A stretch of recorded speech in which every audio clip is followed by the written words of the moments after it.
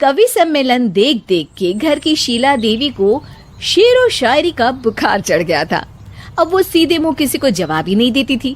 उनके पति और उनका बेटा तो काम करने घर से बाहर चले जाते थे और उनकी शायरी झेलनी पड़ती थी बहू रेणु को।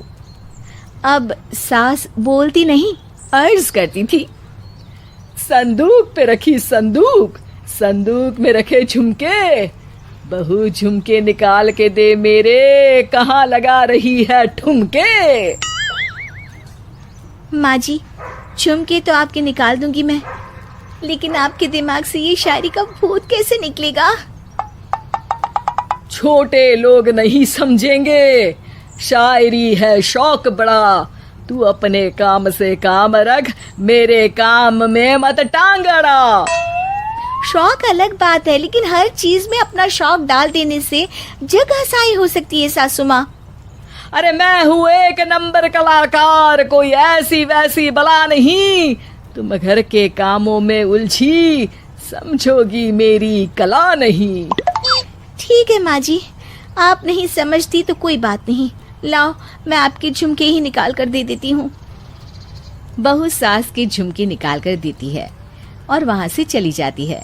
शाम को बहू अपने पति से शिकायत करती है, सुनिए जी, आप माँ को कुछ समझाते क्यों नहीं? अरे क्या समझाना है माँ को? अरे अपनी शायरी थोड़ी कम करे ना। अरे तुमको उनकी शायरी से क्या दिक्कत है? अरे मुझे नहीं, पर पड़ोस में सब लोग हंसते हैं, कहते हैं बुढ़ापे में लोग सठिया जाते हैं, लेकिन शीला जी तो शायर हो गई हैं। अरे लोगों का काम है कहना, लोगों की बातों का क्या टेंशन लेना। अरे वाह, मैंने भी शेर कह दिया, वाह वाह वाह वाह। देख लो, तुमसे किसी ने कहा नहीं और तुम्हारे सामने कोई माँ की बुराई नहीं करता तो तुमको फर्क नहीं पड़ रहा। अरे तुम खामखा की बात का बतंगड़ बना रही हो। चलो चाय बना कर ले आओ मेरे लिए, साथ पियेंगे, कोई ढंग की बातें करेंगे। रेणु चाय बनाने लगती है। पहले वो अपने पति को चाय देती है, फिर सास को और आखिर में अपने ससुर को। लेकिन वो देखती है कि ससुर जी कुछ परेशान से हैं। क्या हुआ ससुर जी, कोई बात हो गई है क्या? अरे तेरी सास बात बात पे शायरी करती है। कल मैंने पूछा कि खाना खाया तो तेरी सास ने क्या जवाब दिया पता है?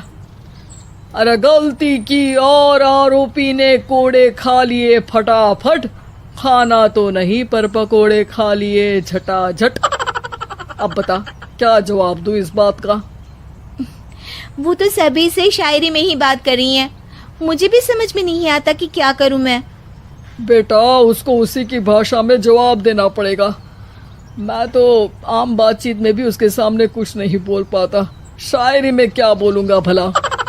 ससुर ने जैसे ही कहा कि उसको उसी की भाषा में जवाब देना पड़ेगा, बहू को ये बात जच गई। अगले ही दिन वो शायरी की कुछ किताबें लेकर आई और शायरी की प्रैक्टिस करने लगी ताकि सास को उन्हीं की भाषा में जवाब दे सके। उसने दिन रात एक कर दिए। एक दिन सब साथ में बैठकर टीवी देख रहे थे, तभी रेणु सबके लिए बिरयानी बनाकर लाती है, लेकिन सास को बिरयानी भाती नहीं। कौवा करता काऊ काऊ, चिड़िया बोलती ची ची, इतना खराब बिरयानी बनाई है कि मुंह से निकले छी छी। बस इसी मौके का तो बहू को इंतजार था, क्योंकि अब बहू सास को उसी की भाषा में जवाब देने के लिए तैयार थी।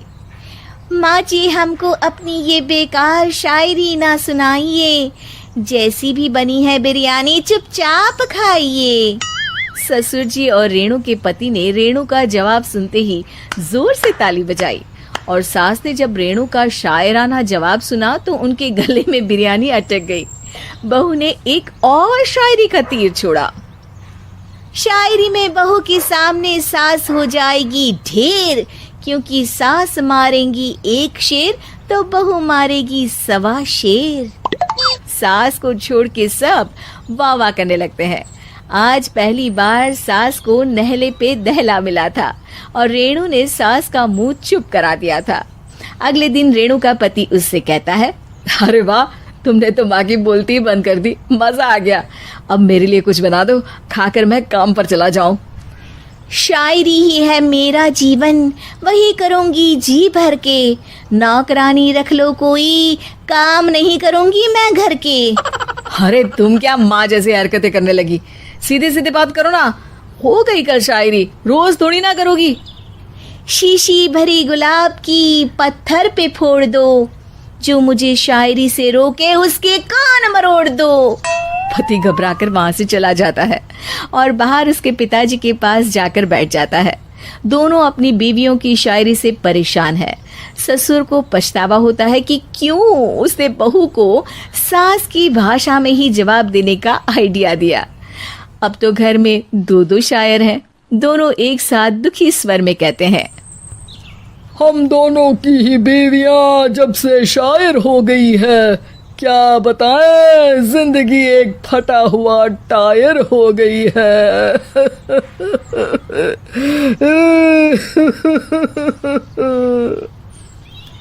हम दोनों की ही बीवियां जब से शायर हो गई है, क्या बताए जिंदगी एक फटा हुआ टायर हो गई है।